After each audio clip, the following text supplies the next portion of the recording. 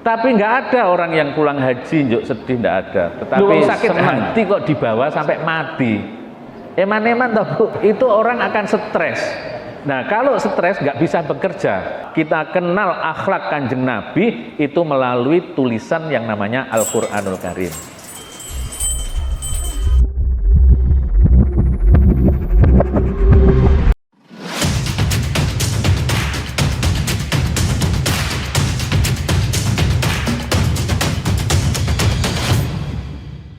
Assalamualaikum warahmatullahi wabarakatuh.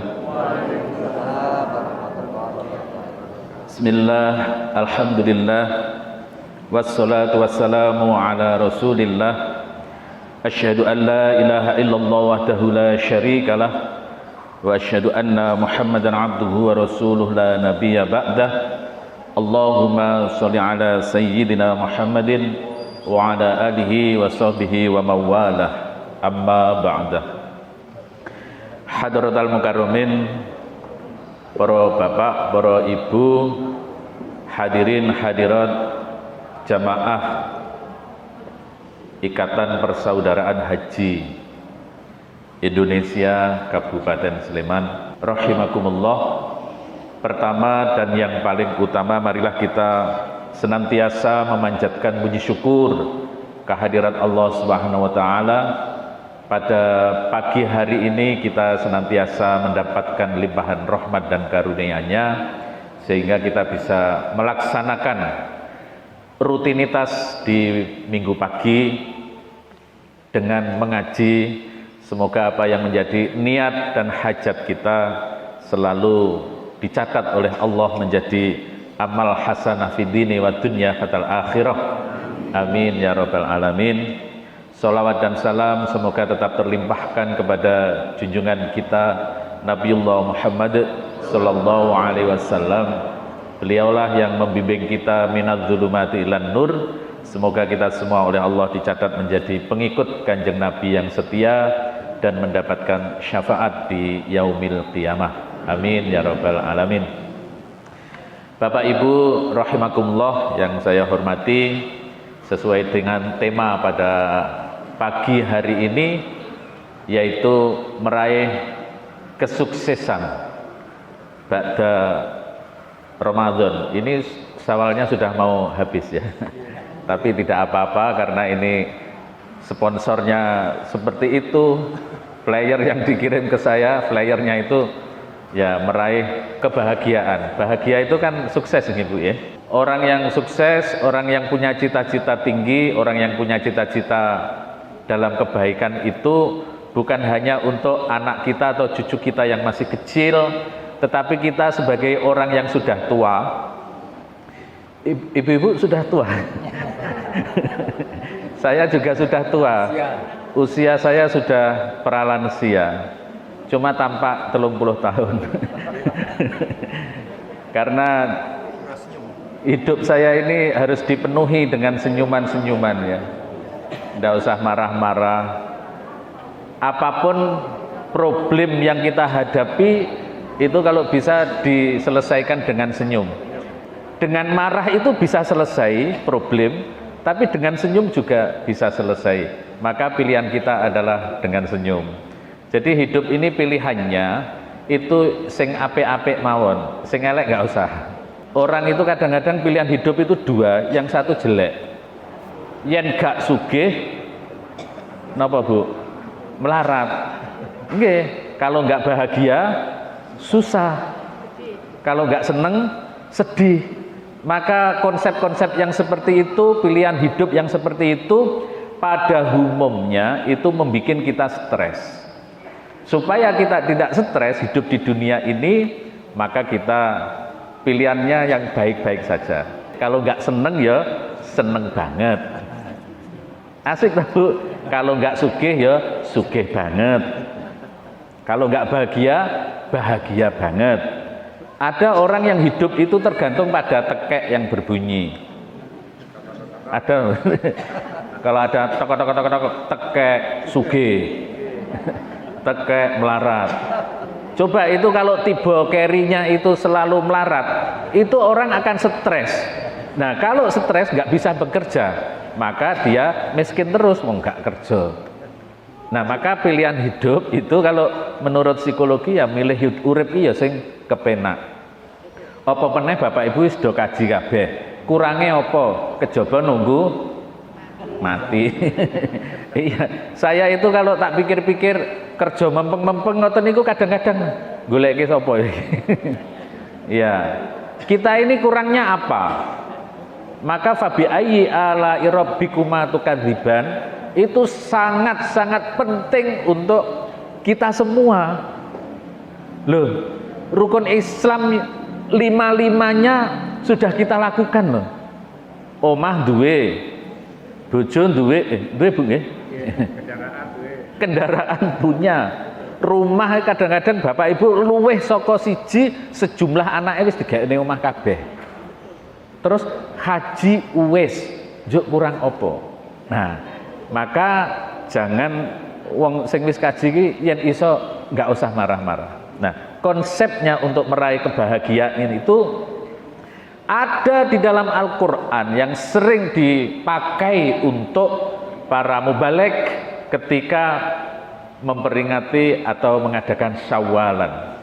Syawalan itu kan bahasa Arab, basa Jawane meningkat.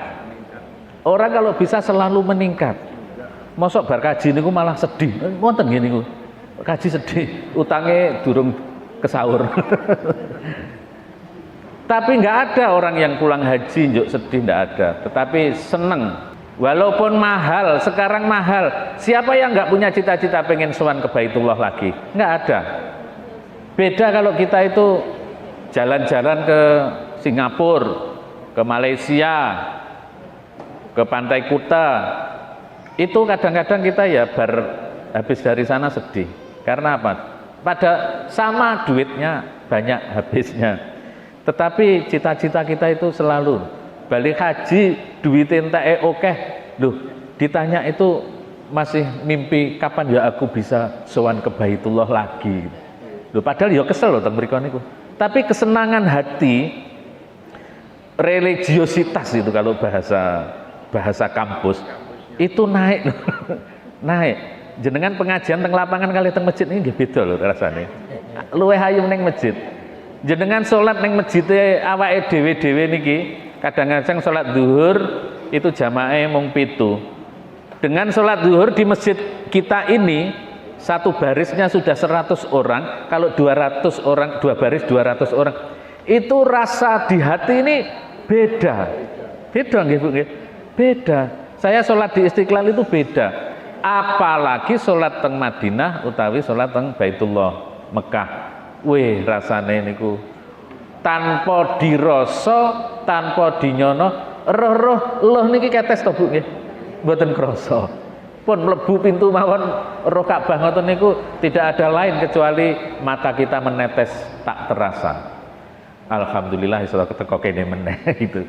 Nah, ini bentuk rasa syukur kita, nikmat yang luar biasa yang selalu kita terima. Ayat Al-Qur'an yang sering dipakai untuk meraih kebahagiaan pasca Ramadan itu surat Ali Imran. Ini Bapak Ibu sudah sering mendengarkan ketika Syawalan. Oke. Ali Imran ayat 133 134. A'udzu billahi minasy syaithanir rajim. Bismillahirrahmanirrahim.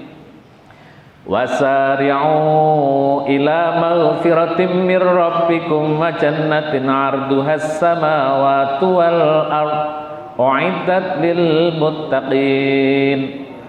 Alladzina yunfikuna fis sarra'i wad dharra'i wal kadhiminal ghaidha wal 'afina 'anil nas wallahu yuhibbul muhsinin.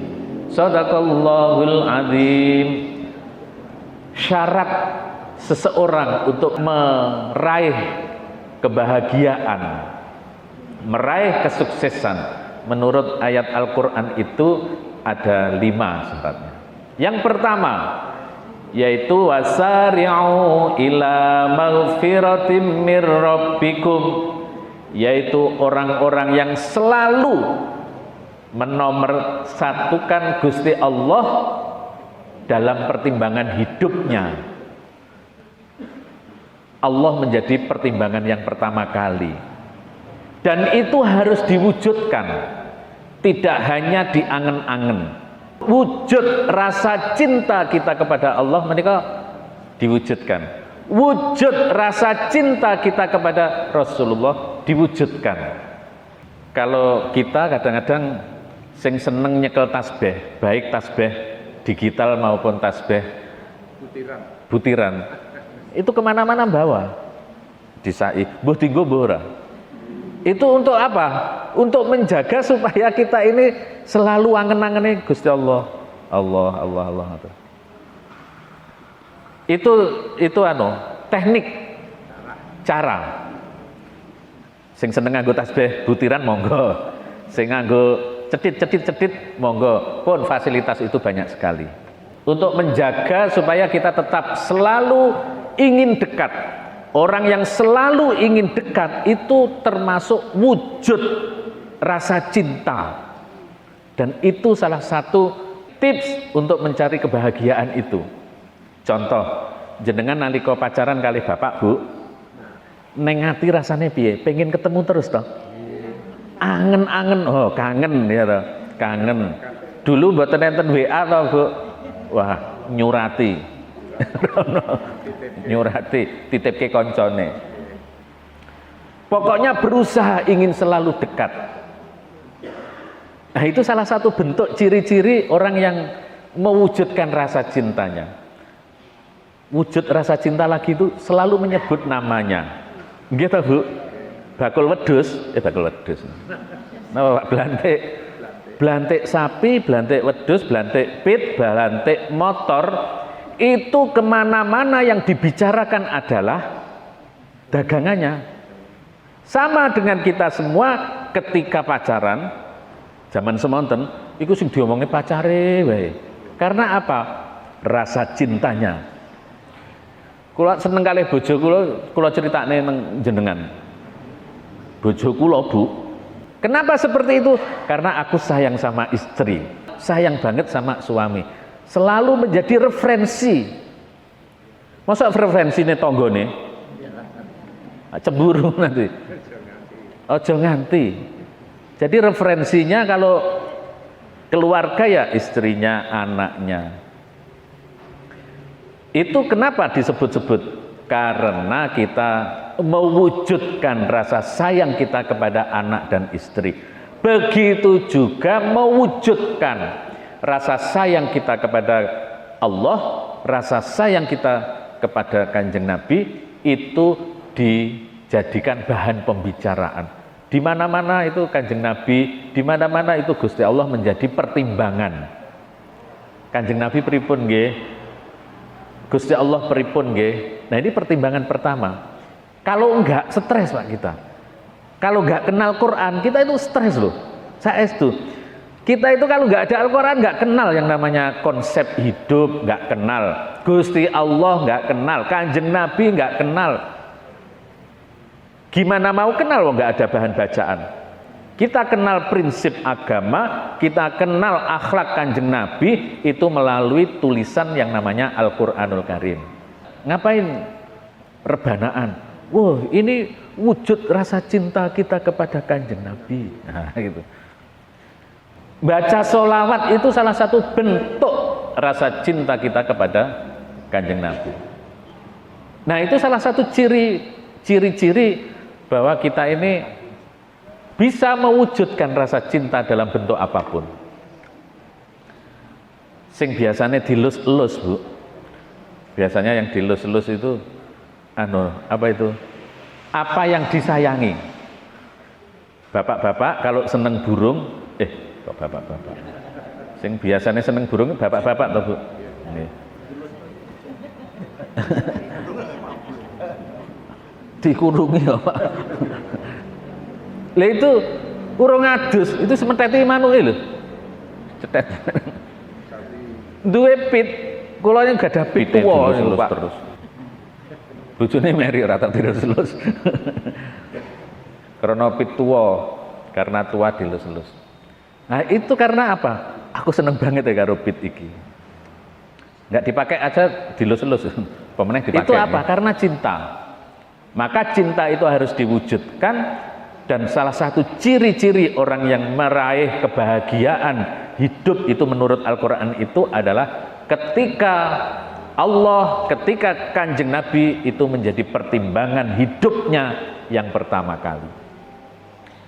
Maka orang melakukan korupsi atau maling niku pertimbangan pertama dudu Gusti Allah. Ora ana wong korupsi kok sebelum tanda tangan ngoten niku njuk bismillahirrahmanirrahim. Nawaitu korupsi muga-muga berkah manfaat. Nggak ada, nggak berani. Nggak berani Bu, karena melibatkan kejelekan membawa nama Gusti Allah mboten wantun. Padahal dia tahu bahwa Tuhan Allah itu harus dijadikan pertimbangan pertama kali. Kalau ngapusi bojo nganggo bismillah boleh Bu ya? Ya kecil-kecil ndak apa-apa. Biasa no mboten Bu ning. Badhe ngapusi bojo bismillah no mboten?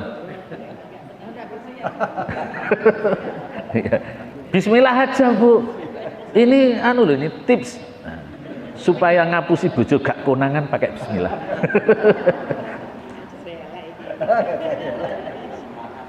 Ben semangat Pak. Nanti kalau gak konangan ditutup dengan alhamdulillah. Wis biasa toh Pak. Ya itu menyalahgunakan bismillah. Ya itu yang pertama. Jadi Allah itu menjadi pertimbangan yang pertama kali. Yang kedua, alladzina yunfikuna fis-sarra'i wad-dharra, yaitu orang-orang yang peduli kepada tetangga, kepada sedulur tanpa mempertimbangkan aku sedang sugih atau aku sedang boten gadah, boten duwe. Orang kalau mau nyumbang, kalau mau peduli kepada orang lain, nunggu sugih, insya Allah rabakal kelakon, rasido. Karena ngukur sugih niku sulit Pak. Ora nonteke Pak. Wah, wis duwe omah 7 panggah kurang sugih. Akhirnya nggak jadi nyumbang-nyumbang. Maka saya sering kasih konsep. Ada istilah konsep zakat dini. Ini kalau Bapak Ibu kita semua ini sudah punya konsep itu. Yen kula kalau saya itu hari ini berdagang kok untungnya dilalah 1 juta, niku minimal 20.000 disisihkan. Itu namanya takjil, mempercepat zakat dini. Benjing tak dadi wong sugih tenan, zakat maling ngitungnya setahun, wah niku roh-roh kok akeh banget, supados mboten kraos langsung disisihke. Kalau ada orang ngemis, ibu-ibu ada orang ngamen di tempat kita, mboten usah muni-muni, cukup diambilkan dana itu tadi. Nggih ta Bu? Kan mboten enteng, mboten kraos. Anake wis diajari sesuk lek ana wong ngamen jibukke kuwi. Nanti kalau ada orang panti asuhan datang dihitungke dari kuwi.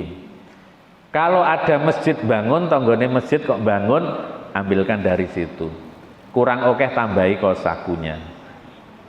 Nah, ini menjadi ringan. Dan ternyata kotak kecil yang sering kita sisihkan takjil-takjil itu ternyata menurut pengalaman saya menika dados napa sing ngundang rezeki liyane nggih kuwi. Yang mengundang rezeki yang lain itu ya itu. Karena apa? Kita mempercepat dana sosial itu kita sisihkan. Kurang 5 menit. 15 menit. Loh. Kok saya tuh. Nah ini kok calonnya kaji pun sami. Oh, mboten ngono. Nggih.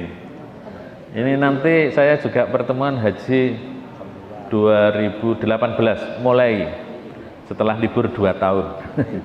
Nggih, kula nggih pun kangen kalih sing kula bimbing riyen. Apakah peduli harus dengan duit? Tidak. Dengan apapun. Kerja bakti ora kudu nganggo duit, nganggo semen. Tuku semen nganggo duit. Tenaga. Itu salah satu bentuk kepedulian. Kemudian yang ketiga, ini beberapa kali saya sampaikan termasuk di sini, wal kadhiminal ghaidha, yaitu manajemen kolbu, manajemen hati, self control yang kuat. Wong sing gampang nesu biasanya keseimbangan antara otak dan hati itu biasanya mboten seimbang. Antara keinginan dan alat kendali itu tidak seimbang. Maka yang terjadi adalah marah, dan marah itu membuktikan kita itu remnya perlu diganti kampasnya. Yang ora ya rime ana blong lho Bu. Jenengan nesu plek mecah piring jeder. Nah iki rime blong. Nah, kudu digawa ning servis. Ganti kampas. Carane ganti kampas ning endi? Ning Masjid Agung ben Minggu. Gitu. Kalau perlu teng pondok pesantren ngaji, matur kali kiai. Nggih, kula niku kok rime blong nabrak-nabrak mawon niku. Piring tendang pecah. Padahal piring lak tuku-tuku dhewe lho. Lak sadar ngoten urusan. Oh iya ya piring lak tuku-tuku dhewe lak pecah-pecahi dhewe. Kadang-kadang guyu ta Bu. Kita marah itu kadang-kadang ketawa sendiri, yang wis sadar. Yang wis sadar lho ini piring kita beli-beli sendiri, pecah-pecah dhewe. Ora ana sing bantu ngresiki ya nyapu-nyapu dhewe. Lucu kita. Nah, maka ada yang namanya manajemen hati, manajemen kolbu. Ada lagunya toh? Jagalah hati, terus jangan kau nodari, jagalah hati. Sakniki pun ganti lagune, jagalah istri. Jangan kau sakiti, kalau nanti sakit cari lagi nomor. Kita jenengan pun rada hafal. Iya. Kalau istri saya alhamdulillah 2 anaknya. Ya, jadi manajemen hati, self control, self management itu penting banget supaya kita tidak terjadi suka marah-marah. Kalau koncone sedih melu sedih. Pura-pura nggih mboten napa-napa, etok-etok ya sedih. Koncone nangis ngono ya etok-etok melu sedih ora malah guyu-guyu. Niku berarti manajemennya kolbu kurang ya. Olah rasa. Jadi tidak hanya olah pikir tapi olah rasa. Kalau senam pagi namanya olah raga. Nah, ini olah rasa jadi penting. Wal kadhiminal ghaidha. Olah rasa harus menjadi alat kontrol kita. Yang keempat, wal afina anin nas, yaitu orang-orang yang suka memberi maaf kepada orang lain sebelum orang lain minta maaf. Niki fa'il ya, fa'il itu pelaku, bukan meminta tapi memberi. Dan orang yang memberi itu lebih baik daripada orang yang meminta. Maka sebelum dia meminta sudah kita maafkan. Wal afina anin nas, memberi maaf kepada orang lain. Ternyata memberi itu tidak hanya memberi sesuatu kepada orang lain yang bagus itu, tetapi juga memberi maaf. Ini konsep dalam Al-Quran untuk menjadi muttaqin, menjadi orang yang sukses, menjadi orang yang selalu bahagia di dalam hatinya itu. Ning yono nggih wong Jawa, yen urung dodok ning ngarepku njaluk ngapura, ra bakal tak ngapura sampai mati. Lu wong sakit hati kok dibawa sampai mati. Eman-eman toh, Bu. Yang kelima, wallahu yuhibbul muhsinin, yaitu orang-orang yang selalu istiqomah melakukan kebaikan-kebaikan. Wong sing nglakoni apik itu gampang, sing angel istiqomah nglakoni apik. Berbuat baik itu mudah, tetapi yang paling berat itu adalah melakukan kebaikan dengan istiqomah. Maka di dalam Al-Quran itu disebutkan, innalladzina qalu rabbunallah tsumastaqamu fala khaufun alaihim wala hum yahzanun. Sapa wonge ingkang qalu rabbunallah, selalu mempertimbangkan Allah itu menjadi pertimbangan pertama dalam hidupnya, selalu bismillah ketika akan melakukan apa saja, selalu alhamdulillah ketika kita selesai melakukan pekerjaan, mengatakan subhanallah ketika kita takjub, alhamdulillah ketika wahing, Allahumma barik lana ketika mau makan, tsumastaqamu mongko nuli istiqomah, kemudian itu dilakukan istiqomah, la khaufun alaihim walahum yahzanun, ora ana rasa khawatir sedikit pun ketika kita hidup di dunia itu. Assalamualaikum warahmatullahi wabarakatuh. Jangan tidur sebelum membaca dan jangan mati sebelum punya karya.